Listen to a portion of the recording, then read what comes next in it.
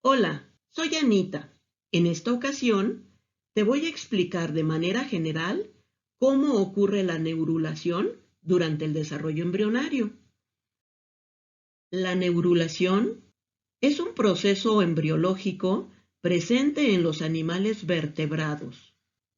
Comienza durante la tercera semana del desarrollo embrionario, pero para que se pueda llevar a cabo, es necesario que durante el proceso de gastrulación ocurran algunos cambios en el disco embrionario.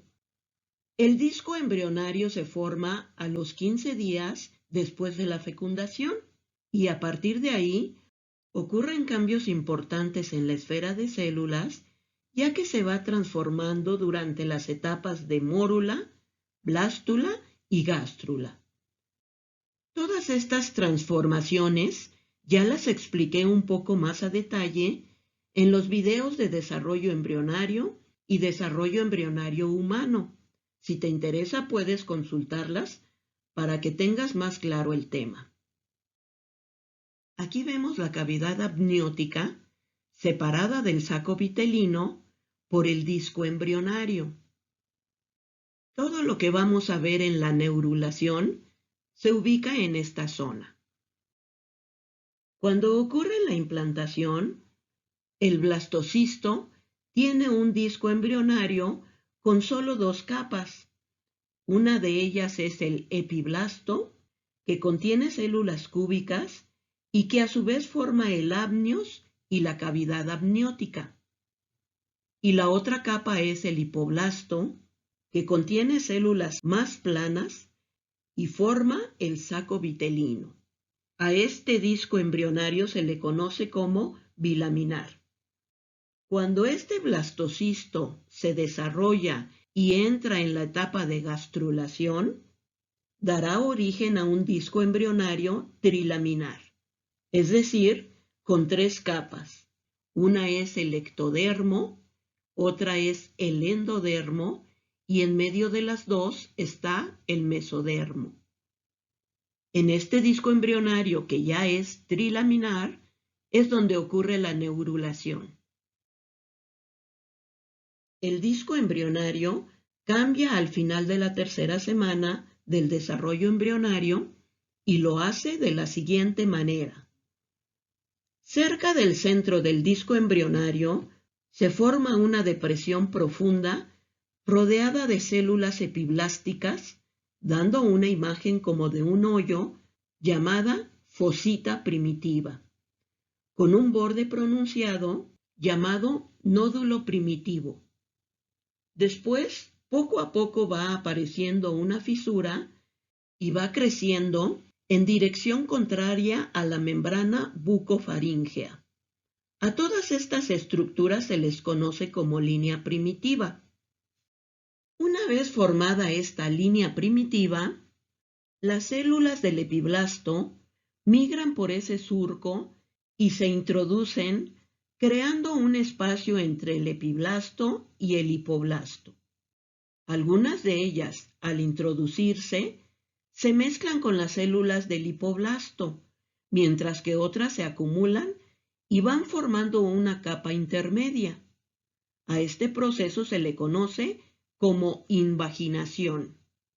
Después de un tiempo, se detiene esta migración de células y se observan tres capas en el disco embrionario. Una de ellas es el ectodermo, que comprendía a las células epiblásticas. Otra capa es el endodermo, compuesto por las células hipoblásticas, combinadas y reemplazadas por las células que entraron del epiblasto. Y por último, el mesodermo, conformado por las células que migraron del epiblasto y se quedaron en el espacio intermedio entre el ectodermo y el endodermo. Durante la formación del disco embrionario trilaminar, también se va formando la notocorda, que es una estructura importante en el proceso. A esta notocorda también se le conoce como cuerda dorsal. Se forma cuando algunas células epiblásticas migran del nódulo primitivo hacia la membrana bucofaríngea, formando una zona llamada placa notocordal que está integrada en el endodermo. Si realizamos un corte transversal para ver la actividad en las zonas internas, vemos que esta placa multiplica sus células y al aumentar forma una cresta hacia la zona del mesodermo.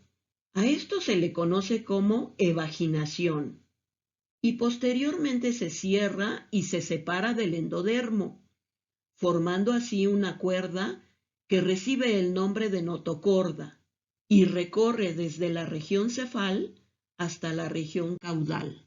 Esta notocorda, en los vertebrados superiores, como es nuestro caso, se forma y después de un tiempo desaparece, pero tiene una función estructural importante, ya que como se sitúa a lo largo del embrión, sirve como la base de un esqueleto provisional, ya que tiene grandes vacuolas que al hidratarse ejercen presión formando una vaina rígida y desaparece cuando se van formando las vértebras. Posteriormente la notocorda va a inducir la formación de la placa neural y esta placa va a formar el tubo neural. Una vez formada la notocorda, se estimula la formación de la placa neural.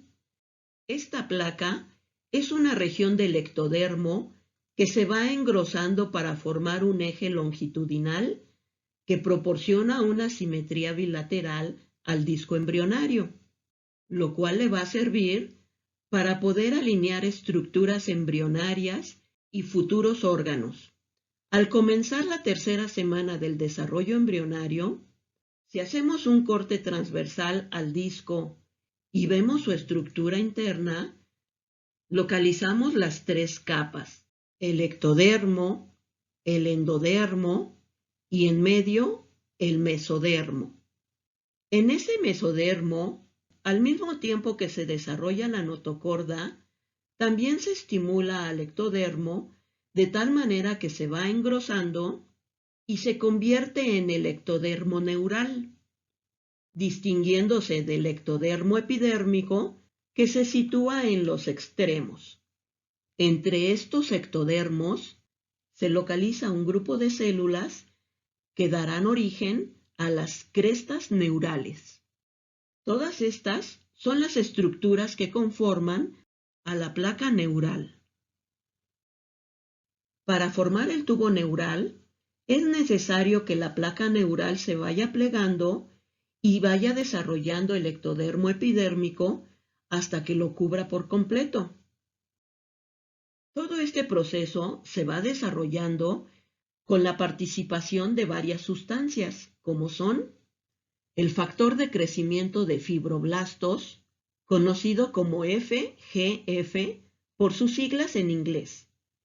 Este factor corresponde a más de 20 proteínas que aumentan el índice de actividad mitótica y de síntesis de DNA, lo cual provoca diversos efectos celulares como la diferenciación y la migración, entre otros.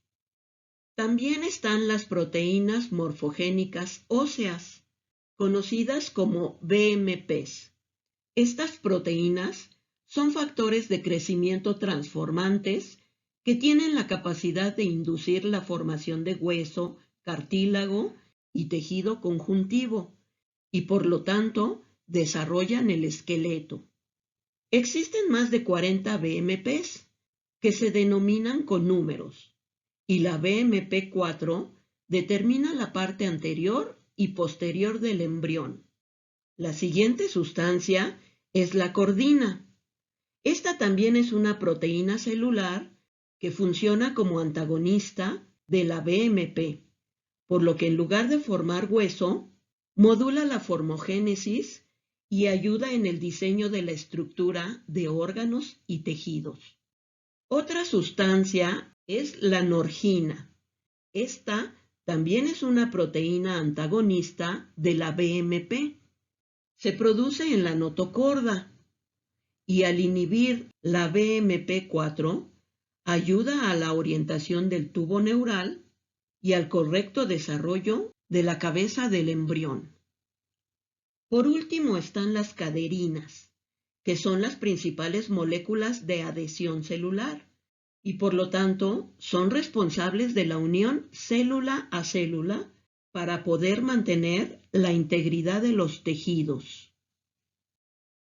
Estas sustancias que acabamos de ver y algunas otras más participan activamente en la formación del tubo neural y de forma general lo hacen de la siguiente manera.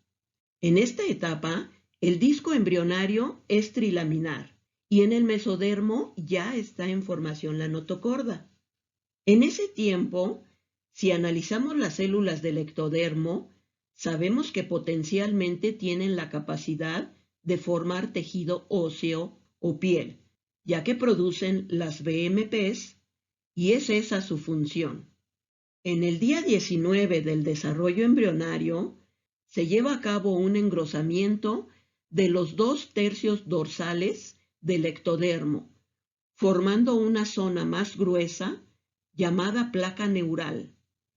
Por debajo de la placa neural se localiza el mesodermo, donde está la notocorda, quien produce la cordina y la norgina.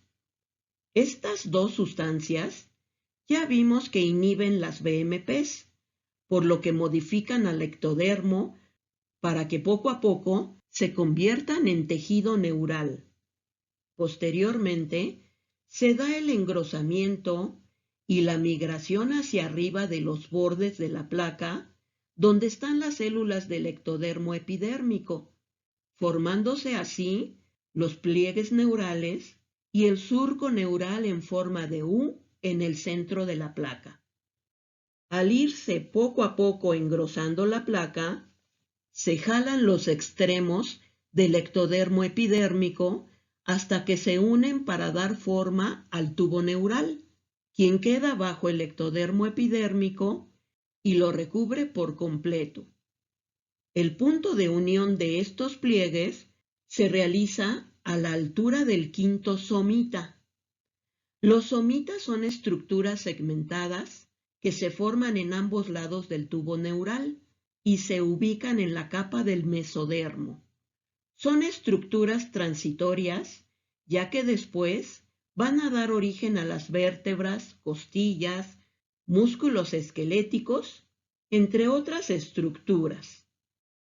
El cierre del tubo neural comienza el día 22 del desarrollo embrionario y está regulado por las caderinas, que recordemos son las que provocan la unión célula a célula. Este cierre se realiza en ambas direcciones, tanto hacia arriba, rumbo a la zona cefálica, como hacia abajo, rumbo a la zona caudal. Aunque actualmente las investigaciones hablan de un cierre simultáneo en 5 puntos a lo largo del eje antero-posterior. Al tiempo que va ocurriendo el cierre, se van formando estructuras como los precursores auditivos, la protuberancia pericárdica, los arcos faríngeos, entre muchas otras. Para el día 23, el tubo ya tiene la mayor parte cerrada y solamente los extremos están comunicados con la cavidad amniótica y adquieren los nombres de neuróporos anterior o craneal y posterior o caudal. Los neuróporos se cierran en tiempos diferentes. Primero lo hace el neuróporo anterior, el día 25 del desarrollo embrionario, y después lo hace el neuróporo posterior hasta el día 28. Y es en ese momento cuando se termina la neurulación para dar pie al origen del sistema nervioso central. Vamos a dejar hasta aquí este tema y espero que te haya quedado claro y te haya servido. Te invito a ver los videos de desarrollo embrionario y desarrollo embrionario humano para que quede comprendido este tema de forma integral. Nos vemos en la próxima. Gracias.